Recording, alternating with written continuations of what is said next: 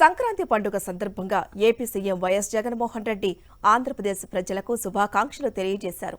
సంక్రాంతి పండుగ అంటేనే అచ్చ తెలుగు పండుగ, గ్రామానికి నూతన శోభను తీసుకువచ్చే పండుగ, మన సంస్కృతి సాంప్రదాయాలను ప్రతిబింబించే పండుగ అని పేర్కొన్న ఏపీ సీఎం వైఎస్ జగన్ 56 నెలల్లో ప్రతి గ్రామంలోనూ గ్రామ సచివాలయ వ్యవస్థ, వాలంటీర్ల వ్యవస్థ, రైతు భరోసా కేంద్రాలు, హెల్త్ క్లినిక్లు, గవర్నమెంట్ ఆసుపత్రిలో నాడు నేడు, గవర్నమెంట్ బళ్ళు, ఇంగ్లీష్ మీడియం స్కూల్స్, అక్కడే కడుతున్న డిజిటల్ లైబ్రరీలు, ఇలా ఎన్నో పనులు చేశామన్నారు.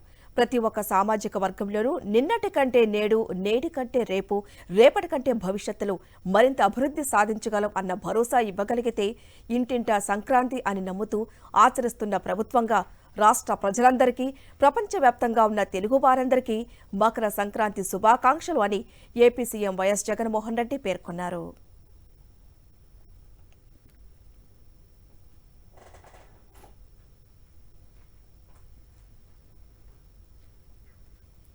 తెలంగాణ ప్రజలకు సీఎం రేవంత్ సంక్రాంతి శుభాకాంక్షలు తెలిపారు. సూర్యుని కొత్త ప్రయాణం నూతన మార్పుకు నాంది పలకాలని, రాష్ట్రమంతా అభివృద్ధి వెలుగులు విరజిమ్మాలని అభిలాషించారు.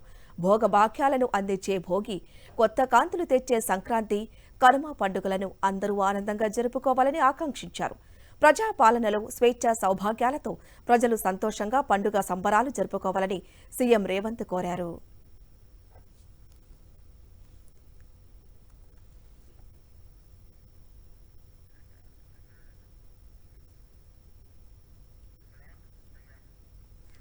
తెలుగు రాష్ట్రాల్లో సంక్రాంతి సంబరాలు మొదలయ్యాయి. తెలుగు లోకిలలో కొత్త సందడి నెలకొంది. గ్రామాలన్నీ పండుగ సందడితో కలకలలాడుతున్నాయి. పల్లె పట్నం అనే తేడా లేకుండా తెలుగు రాష్ట్రాల్లో భోగి మంటలు మండుతున్నాయి. భోగి మంటలు ఆడుతూ చిన్న పెద్ద సంబరాలు జరుపుకుంటున్నారు.